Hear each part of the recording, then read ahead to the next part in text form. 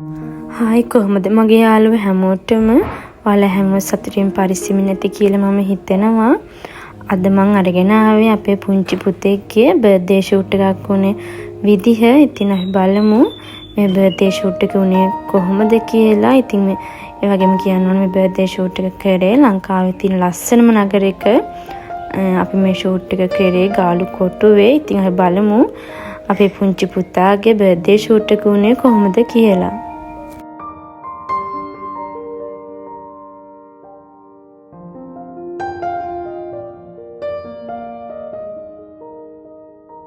පුංචි බබාලගේ birthday shoot එකක් කරන්නේ කොහොමද? එතකොට කොහොමද වෙන්නේ කියලා ඔයගොල්ලන්ට මේ vlog එක බැලුවොත් අදහසක් ගන්න පුළුවන් වෙයි කියලා මම හිතනවා. ඉතින් දිගටම vlog එකත් එක්ක එකතු වෙලා ඉන්න කියලා ආදරයෙන් මතක් කරනවා.